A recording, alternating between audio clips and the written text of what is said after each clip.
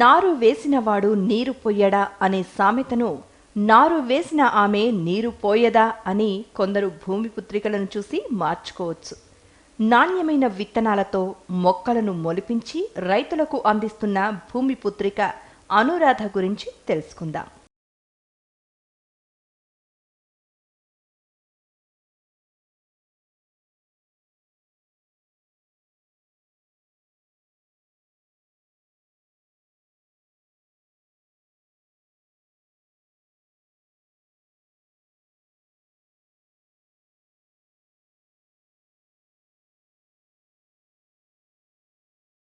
అది రంగారెడ్డి జిల్లా ఇబ్రహీంపట్నం మండలం కంగరకలాన్ గ్రామం.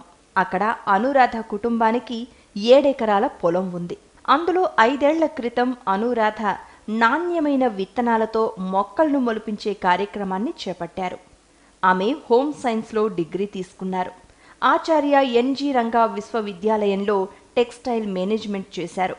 తన భర్త నరేందర్కు సహాయకురాలిగా అడ్వర్టైజ్మెంట్ రంగంలో కొద్ది సంవత్సరాల పాటు పనిచేశారు. స్వతహాగా వ్యవసాయ కుటుంబం నుంచి వచ్చినవారు కావడంతో అనురాధ స్వస్థలానికి వెళ్లి రైతులకు ఏదైనా చెయ్యాలి అనుకున్నారు. ఇది మా నర్సరీ అండి. ఇది స్నేహ నర్సరీ. మేము స్టార్ట్ చేసి 5 ఏళ్ళు అయింది. ఇక్కడ నాకు అంటే మేము ఒక 2 పాలీ హౌస్లు, ఇన్సెక్ట్ నెట్స్, షేడ్ నెట్స్ ఒక 3 షేడ్ నెట్స్, ఇన్సెక్ట్ నెట్స్ ఒక 2 ఇన్సెక్ట్ నెట్స్, పాలీ హౌసెస్ 2తోని స్టార్ట్ చేసాము. ఇది ఇక్కడ మేము ముఖ్యంగా రైతులకు సప్లై చేస్తాము. రైతులకంటే అన్ని డిస్ట్రిక్ట్స్, మన తెలంగాణ డిస్ట్రిక్ట్, మన ఏపీ తెలంగాణ కంబైన్డ్ ఉన్నప్పుడు అక్కడ కూడా చేసేవాళ్ళము. ఈ రైతులకు అన్ని కూరగాయల మొక్కలు అంటే టమాటో కానివ్వండి, టమాటో, వంకాయ, cabbage, cauliflower, chilli, coloured capsicum, మామూలుగా గ్రీన్ క్యాప్సికమ్, పపాయ, మునగ, బంతి, చామంతి, ఇవన్నీ సప్లై చేస్తాం రైతులకు మేము రెగ్యులర్గా. వాళ్ళు ఇయర్ లాంగ్ ఉంటుంది మాకు. సీజన్ని బట్టి ఏ రైతుకి ఏది అవసరం ఉంటే అట్లాగా మేము సప్లై చేస్తూ ఉంటాం. టమాటా, వంకాయ, క్యాబేజీ, క్యాలీఫ్లవర్, మునగ మొదలైన కాయగూరల మొక్కలతో పాటు బంతి, చామంతి వంటి పూల మొక్కలను అనురాధ సరఫరా చేస్తున్నారు. ఏ సీజన్లో ఎవరికి ఏమి అవసరమో తెలుసుకుంటూ వాటి నాణ్యమైన విత్తనాలతో మొక్కలను మొలకెత్తిస్తారు. రైతులు తమకు ఏం కావాలో ఓ నెల ముందు తమ స్నేహ సీడ్స్ సంస్థకు చెప్తారని, వారికి తగు సమయానికి అంటే 25 రోజుల్లోనే తాము సరఫరా చేస్తామని అనురాధ చెప్పారు. ఇది అంతా 50% షేడ్ నెట్ అండి. ఇక్కడంతా చామంతి నారు. ఇది చామంతి అంటే మదర్ ప్లాంట్స్. ఇవన్నీ మేము అంటే సమ్మర్ అంతా మెయింటైన్ చేయడానికి ఇది, ఎందుకంటే దీని సీజన్ ఇది జూలై నుండి స్టార్ట్ అవుతుంది. నెట్స్ కింద ఎందుకు పెట్టామంటే కొంచెం డిజీజెస్ రాకుండా చేయకుండా మాకు మెయింటైన్ చేయడానికి ఈజీగా ఉంటుంది. సమ్మర్ అంతా మెయింటైన్ చేస్తాము. ఇప్పుడు రైనీ సీజన్ నుండి దీని సీజన్ స్టార్ట్ అవుతుంది. దేనికి దానికి అన్నీ ఏమంటారు, ఇందులో ఎల్లో ఉంది, వైట్ ఉంది, దేనికి దానికి అన్ని వేరే ఉంటాయి. ఇవన్నీ కట్టింగ్స్ తీసుకొని మా వాళ్ళు సీడ్లింగ్స్ డెవలప్ చేసి రైతులకు సప్లై చేస్తారు. సేద్యానికి నాణ్యమైన విత్తనాలతో నైవేద్యం చేస్తున్న అనురాధ నేల తల్లిని నమ్ముకున్నారు. గమ్మత్తేంటంటే ఆ నేలను దుక్కి దున్నడం కానీ, విత్తనాలు నాటి నీరు పెట్టడం కానీ చెయ్యరు. తమ భూమిలో పాలీ హౌస్లను ఏర్పాటు చేశారు. వాటిలో టెంపరేచర్ను సరిగ్గా మెయింటైన్ చేయడం అంత సులువేమీ కాదు. ఇక విత్తనాలను మొలకెత్తించడానికి హైడ్రోఫోనిక్ కల్టివేషన్ కోసం కోకో బ్రిక్స్ని కోయంబత్తూర్, చెన్నైల నుంచి తెప్పిస్తారు. ఒక్కో బ్రిక్ 5 కేజీలుంటుంది. బ్రిక్ను శుభ్రపరిచి గుండగా చేస్తారు. పూణే నుంచి ట్రేలు తెప్పిస్తారు. ఆ ట్రేలలో ఉండే గుండ్రటి కన్నాల్లో పెద్ద, చిన్న విత్తనాలను బట్టి కోకో బ్రిక్స్ గుండను వేస్తారు. ఆ తర్వాత నీరు చల్లుతారు. ఆ తర్వాత ఆ గుంటల్లో ఒక్కో విత్తనాన్ని పెడతారు. ఏ రైతుకు ఏ రకం విత్తనం మొలకెత్తిస్తున్నారో తెలియటానికి వివరాలు, వాటి బ్యాచ్ రాసిన స్టిక్కర్ను ఆ ట్రే మీద అంటిస్తారు. అంటే ఇక్కడ అన్ని మొలకలు మేము సాయిల్లెస్ మీడియా అంటే కోకోపీట్లో చేస్తాము. దీన్ని మామూలుగా అయితే దీన్ని హైడ్రోఫోనిక్ కల్టివేషన్ అంటారు. ఇంకేంటి మేము ఈ bricks cocopeat bricks Coimbatore Chennai అక్కడ తెప్పిస్తాము. ఇది ఆల్రెడీ ట్రీటెడ్ కోకోపీట్ ఉంటుంది. ఈ బ్రిక్స్ అరౌండ్ 5 kgs అట్లా ఉంటుంది ఒక బ్రిక్. దీనికి హీట్ ట్రీట్మెంట్ ఇచ్చి కొంచెం pH కంట్రోల్ చేసి పంపిస్తారు వీళ్ళు మనకి. సో ఇదేం చేస్తామంటే మళ్ళీ తర్వాత వాష్ చేస్తాం దీన్ని. మొత్తం ఇది ఇట్లా పొడి అవుతుంది. ఈ పొడి అయినాక దీంట్లో పీచు పదార్థం కూడా ఎక్కువ ఉండదు. ఇది మొత్తం ఇందులో ఏమి అంటే ఇది ఆల్రెడీ హీట్ ట్రీటెడ్ కనుక ఇందులో నుండి ఫంగల్ డిసీజెస్ వచ్చే అవకాశం తక్కువ ఉంటుంది. ట్రేల్ మామూలుగా అయితే 98 కప్ తీస్తారు. మేము ఒక 102, 104 కప్ అంటే రైతులకు ఇచ్చేటప్పుడు ఒక 2 to 4% మొక్కలు ఎక్కువ ఇస్తాం వాళ్ళకి. ఈ కోకోపీట్లో ఇంకా కొంచెం ఫంగల్ అటాక్స్ ఎక్కువ రాకుండా మేము ముందే దీంట్లో ట్రైకోడర్మా, సూడోమోనాస్ అవన్నీ కలిపేసి ఈ ట్రేలో నింపుతాం. ఇది డిబ్లర్ అంటారండి. ఇది ఏంటంటే హోల్స్ చేయడానికి ట్రేలో ఇది 102 కప్. దీన్ని వీళ్ళు ఇట్లా చేస్తారు. చేసినాక అన్ని హోల్స్ పడతాయి. ఇట్లాగా హోల్స్ పడ్డాక ఇక్కడ వీళ్ళు ఏం చేస్తారంటే ఒక్కొక్క హోల్లో ఒక్కొక్క గింజ వేసుకుంటూ వెళ్తారు దీన్ని. ఇట్లా దీంట్లో ఒక ట్రేలో కొన్నిట్లో 104 హోల్స్ ఉంటాయి, కొన్నిట్లో 102 హోల్స్ ఉంటాయి.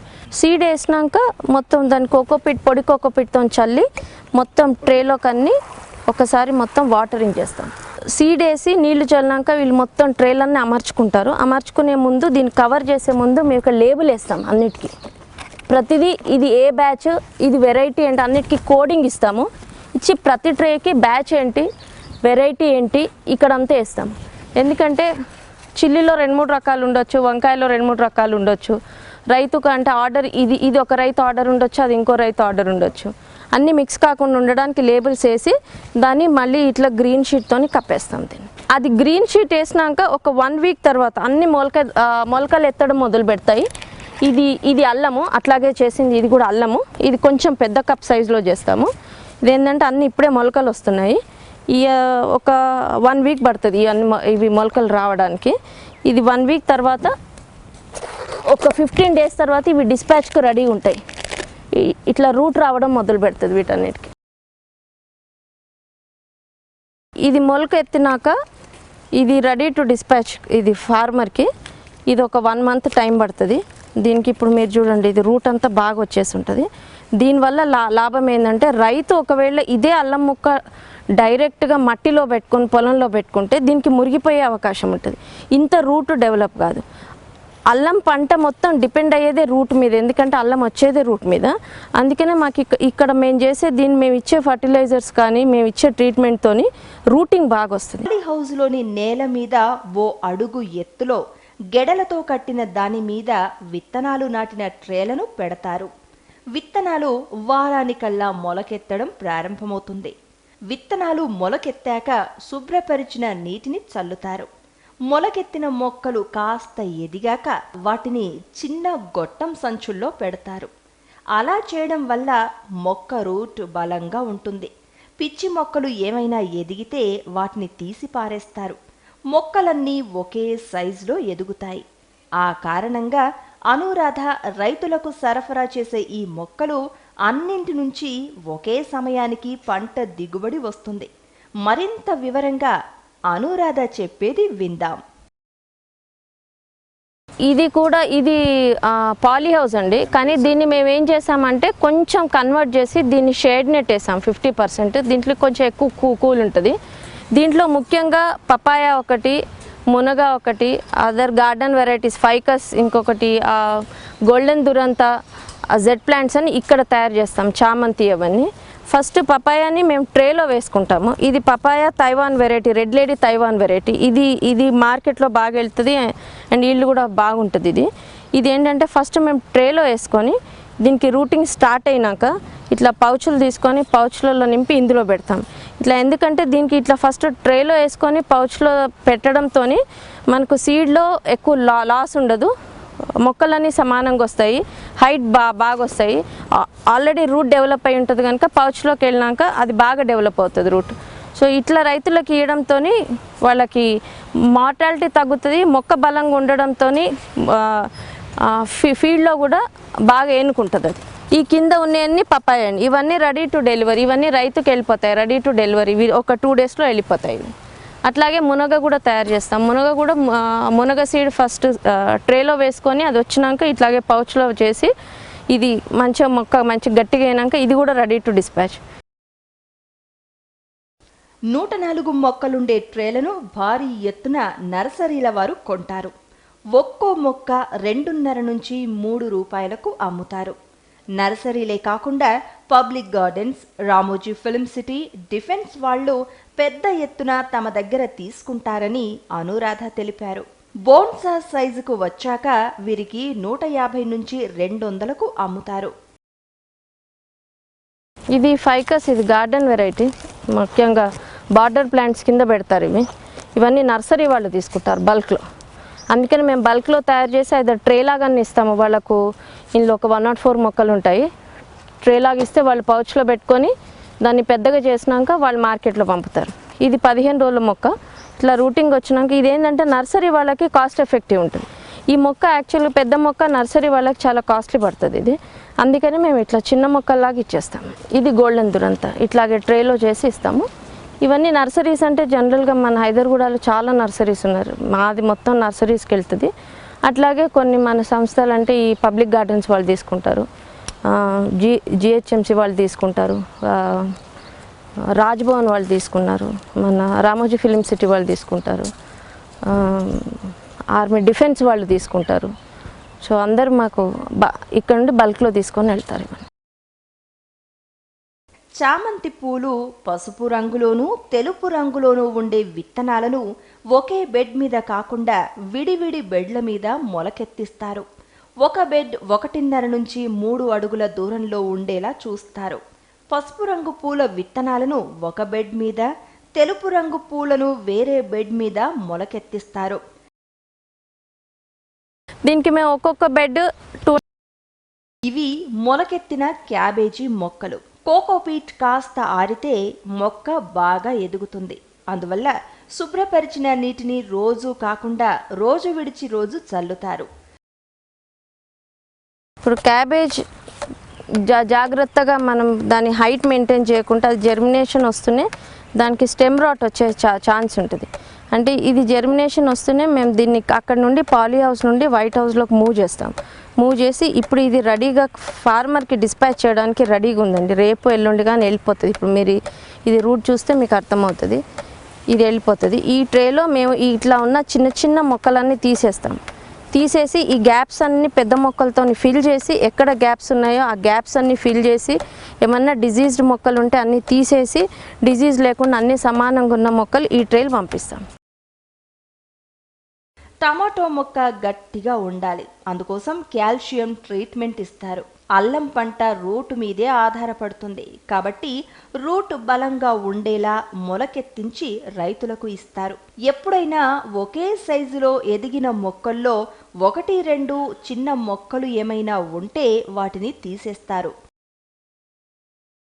ఇది టొమాటో మొక్క ఎప్పుడైనా టొమాటో మొక్క రైతుకి ఇచ్చే ముందు మనం ఇట్లా టచ్ చేస్తే అది హార్డ్గా ఉండాలి. మొక్క ఎప్పుడైనా ఇట్లా మెత్తగా ఉంటే ఇది ఫీల్డ్లో పెట్టినప్పుడు నెత్తి ఇట్లా వంగిపోయి ఫంగల్ డిజీజ్ వచ్చి మొక్కలు చనిపోయే అవకాశం ఎక్కువ ఉంటుంది. అందుకని ఇక్కడ వీటికి మేము మంచి హార్డన్ చేసి కాల్షియం ట్రీట్మెంట్ ఇచ్చి పంపిస్తాం. ఇప్పుడు ఈ మొక్కను చూస్తే మీరు ఈ స్టెమ్ చాలా గట్టిగా ఉంటుంది, హైట్ కూడా ఎక్కువ ఉండదు. ఇది పైన కూడా చాలా లీవ్స్ చూసినా మీకు ఏమంటారు చాలా థిక్గా ఉంటాయి ఇవి. ఇది బయట రైతుకి ఇస్తే మొక్క ట్రాన్స్ప్లాంట్ చేసినాక ట్రాన్స్ప్లాంట్ షాక్లో చనిపోయే అవకాశం తక్కువ ఉంటుంది. స్నేహ సీడ్స్లో మొలకెత్తిన మొక్కలను ఒకే ధరకు అమ్మరు. వాటిని పంపడానికి అయ్యే రవాణా ఖర్చును దృష్టిలో పెట్టుకుని అమ్ముతారు. దూర ప్రాంతాలకు సరఫరా చేసే ఒక మొక్కను ₹10 అమ్మితే దగ్గరగా ఉండేవారికి 70-80 పైసలకు ఒక మొక్కనిస్తారు. ఫీల్డ్ని డిస్టెన్స్ని బట్టి 70 పైసా టు ₹1 10 పైసా ఇస్తాము. ఒకవేళ కరీంనగర్ అనుకోండి, ఖమ్మం అనుకోండి, నల్గొండ అనుకోండి, అక్కడ ₹10 పడుతుంది. కొంతమంది రైతులు ఇక్కడ దగ్గర రంగారెడ్డి ఇక్కడ దగ్గర ఉన్న వాళ్ళకైతే 70, 80, 90 పైసా. అంటే మా ట్రాన్స్పోర్ట్ కాస్ట్ని బట్టి ఒక మొక్క మీద ఇంకొక 10-15 పైసా ట్రాన్స్పోర్ట్ కాస్ట్ని బేస్ చేసుకొని వేసి వాళ్ళకి ఇస్తాం. అంటే మాకైతే రెగ్యులర్గా రౌండ్ ద ఇయర్ ఆర్డర్స్ ఉంటాయి ఇవి. ఎందుకంటే దీంతో రైతులకు ఉన్న లాభం ఏంటంటే డిజీజ్ ఫ్రీ ఇస్తాం కాబట్టి మోర్టాలిటీ తక్కువ, అన్నీ సేమ్ బ్యాచ్ సీడ్ నుండి తీస్తాం కాబట్టి అన్ని మొక్కలు ఒకటేలాగా ఈల్డ్కి వస్తాయి. వాళ్ళకి ప్లానింగ్ ఈజీ ఉంటుంది. వాళ్ళు దున్నడానికి ఫీల్డ్ ప్రిపేర్ చేసుకోవడానికి 1 మంత్ పడుతుంది కాబట్టి మాకు 1 మంత్ ముందు ఇచ్చి వాళ్ళకు సేఫ్గా ఫీల్డ్లో డెలివరీ చేస్తాము. ఒకవేళ వాళ్ళకి లేబర్ ప్రాబ్లం అయినా ఈ ట్రేని వాళ్ళు ఒక 2 రోజులు 3 రోజులు పెట్టుకోవడానికి ఉంటుంది, ఇబ్బంది ఉండదు మొక్కకి. అనురాధ నాణ్యమైన విత్తనాలతో మొలకెత్తించిన మొక్కలు 99% ఆరోగ్యంగా ఉంటాయి. మీరిప్పుడు చూస్తున్నది బంతి నారు. ఇన్సెట్ హౌస్లో ఉంచుతారు. ఇది 15 రోజుల మొక్క. ఇది బంతి నారు. ఇది మీరు పాలీ హౌస్లో చూసుంటారు. అక్కడ మొత్తం అన్ని విత్తనాలు నాటింది చూసుంటారు. అక్కడే ఇదంతా జర్మినేషన్ వస్తుంది. జర్మినేషన్ వస్తూనే మేము దీన్ని ఇన్సెక్ట్ హౌస్లోకి తీసుకొచ్చేస్తాం. ఇక్కడ తీసుకొచ్చేసి అది ఏదైతే నారు వేసామో అదే నారుది దానికి అన్ని మిక్స్ కాకుండా, వెరైటీస్ మిక్స్ కాకుండా దానికి మేము ఇట్లా లేబుల్స్ వేసినా కూడా దాని వెరైటీ, దాని కవర్ అన్నీ తీసిపెట్టి ఇట్లాగే ఇంకా వేరే కవర్స్ ఉంటాయి కదా, దాని మీద బ్యాచ్ నెంబర్స్ అన్నీ వేసి దాన్ని ఫైల్ చేసి పెడతాం. రేపు పొద్దున ఎక్కడైనా రైతుకి ఇబ్బంది అయినా కూడా ఆ కంపెనీది అవన్నీ మేమంతా మొత్తం రికార్డ్ పెడతాము. కంపెనీ వాళ్ళతో చెక్ చేయడానికి మాకు ఈజీగా ఉంటుంది. ఇక మొక్కల సమీపంలో ఎల్లో కలర్ గమ్ కవర్లను వేలాడ తీస్తారు. దాంతో పురుగులు ఏమన్నా వస్తే మొక్కలకు చేరకుండా వాటికి అంటుకుపోతాయి. మొత్తం అన్ని ఫెసిలిటీస్లో ఈ ఎల్లో కవర్స్ యూజ్ చేస్తాం. ఇది అంత గమ్ ఉంటుంది దీనికి. ఇది ఎందుకు హెల్ప్ చేస్తుంది అంటే ఇక్కడ ఉండే ఇన్సెక్ట్, ముఖ్యంగా సక్కింగ్ పెస్ట్లు ఉంటాయి, అన్ని చీడపురుగులు ఉంటాయి కదా, అవి వచ్చి దానికి అంటుకున్నప్పుడు మాకు తెలిసిపోతుంది ఏ చీడపురుగు ఇక్కడ ఉంది ఏంటి అనేది. దాన్ని బట్టి ఎక్కువ మందులు యూజ్ చేయము. ప్రివెంటివ్గా ఎక్కడన్నా చీడపురుగు ఎక్కువ ఉంది అంటే మైనర్ డోసెస్లో ఒక్కసారి, అంటే రైతుకు డిస్పాచ్ అయ్యే ముందు ఒక్కసారి కానీ 2 సార్లు కానీ ఇన్సెక్టిసైడ్ ఏదన్నా యూజ్ చేస్తాం. ఎందుకంటే మేము ఇక్కడ ఎక్కువ యూజ్ చేస్తే మళ్ళీ దానికి ఆల్రెడీ రెసిస్టెన్స్ వచ్చేసి ఉంటుంది. ఇక్కడ వీలైనంత మటుకు మేము ఎక్కువ కెమికల్స్, ఇన్సెక్టిసైడ్స్, పెస్టిసైడ్స్ యూజ్ చేయకుండానే రైతుకు పంపిస్తాం. రైతులకు నారు ఇవ్వడమే కాకుండా వాటిని ఎలా పెంచాలి, ఎలాంటి జాగ్రత్తలు తీసుకోవాలి వంటి విషయాలను వివరిస్తామని చెప్పారు అనురాధ. ఏదన్నా ఇబ్బంది వస్తే అది ఎందువల్ల వచ్చిందో తెలుసుకోవాలని కూడా చెబుతామన్నారు. నర్సరీలకు రిజిస్ట్రేషన్ తప్పనిసరి అని ఆమె తెలిపారు. తాము సరఫరా చేసే నారు గురించిన వివరాలు ఒక పుస్తకంలో రాస్తామన్నారు. అంతేకాకుండా తాము కొన్న వాటి బిల్లులను జాగ్రత్త చేస్తాము అన్నారు. ఆ వివరాలన్నీ మరింత వివరంగా అనురాధ మాటల్లో తెలుసుకుందాం.